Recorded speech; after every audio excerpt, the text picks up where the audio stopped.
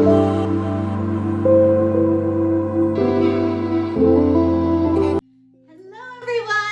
Welcome to our latest video. Today we are going to talk about the ghost of Christmas yet to come. And I know Christmas is over. I'm fully aware that Christmas is over and I'm still on my Christmas videos. I'm completely aware of that. Christmas got overwhelming and I actually thought the ghost of Christmas yet to come actually needs to be done after Christmas because it's the Christmas we're about to have, and what good is it to tell you something about what is yet to come when it is in the past? I hope that makes sense. Now, before I start, if you could please like the video or subscribe to my channel, please, because that way I know that I am creating what you would like to see. And if I'm not creating what you would like to see, if you would like to see different topics, different subjects, different things like that, I need to know. So comment below. Alrighty, let's get started. Okay, now, the ghost of Christmas yet to come. Interesting one, this guy, isn't he? Because he's always like this. He's always got like the hood on, he's with the bony finger pointed. You know, Scrooge is supposed to be terrified of the future. Terrified of the future. Now, when we look at that from the perspective of ourselves, we think, my gosh, I don't want to be terrified of the future. Why should I be terrified of what is yet to come? Well, Scrooge individually had to be nervous about what was yet to come because Scrooge was building what was yet to come. Everything that Scrooge was doing in his everyday life was actually contributing to what Scrooge was walking into in his everyday life, if that makes sense. So his behavior was actually building the place that he was going into, and his feelings and how he was seeing the world was building his world. Now, the biggest thing about this, and it was always a thing from my childhood, why is death like this big thing for him? Why is he, when he sees the name on the tombstone, why does he freak the heck out? What is so wrong with death?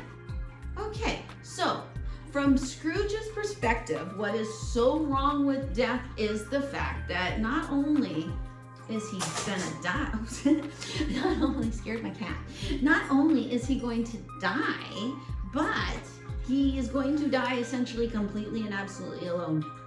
That death will not be marked, will not be remembered, will not be immortalized. That's the thing. That's the thing we want. We don't want to actually die. That's why we have children. And that's why we make YouTube channels. That's why we write. That's why we put something out that's a legacy. That's why we put park benches and we put people's names on them, because they don't want the name to die. Because the memory of a human being is kept alive by those who survive them. When you die, the persons that survive you and mourn you and love you actually commemorate you, and you live on. You don't die. You continue to live within their hearts and souls. Cheesy, yes, but true. Absolutely flippin' true. People ask me all the time, how long are my grandparents going to actually stay there? Or when are they going to reincarnate? And the answer is always the same. As long as they need you, they will stay there. Well, what if you don't have anyone?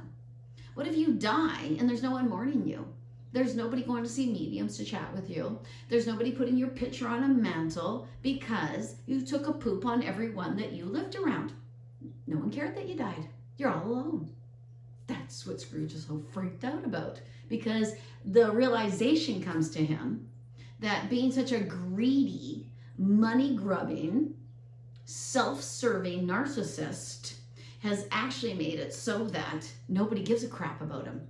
Nobody cares when he dies. He is all alone in a darkness, just with himself. And that's the reason why Scrooge is such a jerk, is because he can't stand himself. Because his own self-loathing and hatred leads him to treat other people as though they are himself, as though they deserve his ire and his hatred and his anger.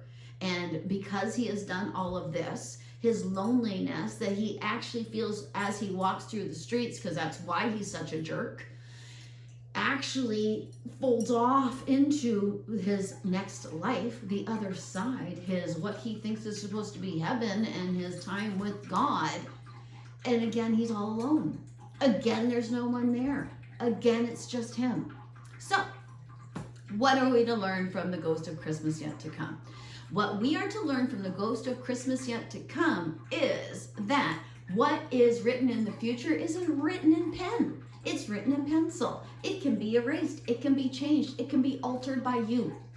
What is yet to come is what at this moment you are building for yourself. It does not mean that is what your future is, but at that second it's what your future is. Hope that makes sense. So this is why with future casting and my readings, I get a little ambiguous, because what is set on your pattern at that moment can be changed by you the next day. You can make certain decisions that you didn't make. You can make decisions on Wednesday that you would not have made on Monday. And then your reading on Tuesday would be different than your reading on Thursday. So every day is a new day.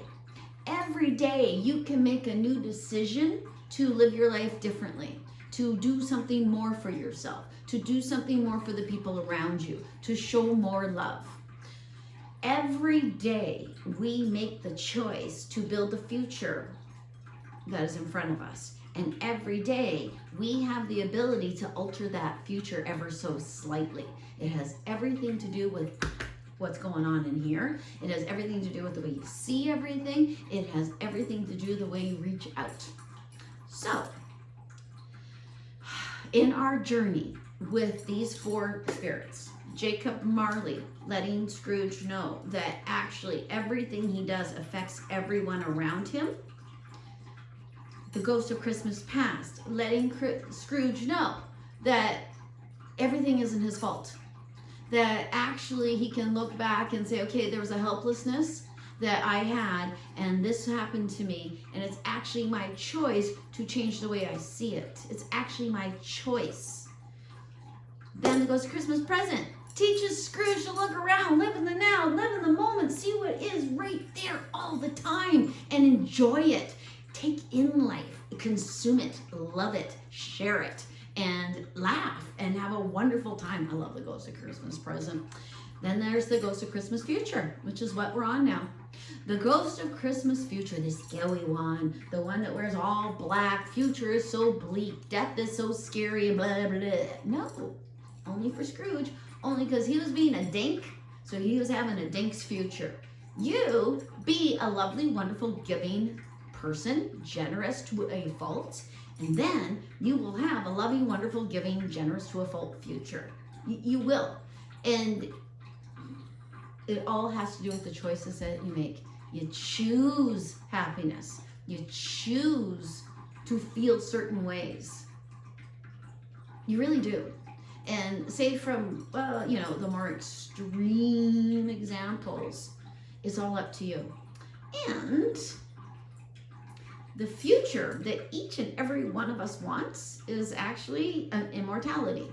And that immortality is actually born within the people that are around you. The way that they speak your name off their lips. The way that you make them feel. The way that even after you die, your picture, your rings, your essence actually affects people. Even people who've not even met you.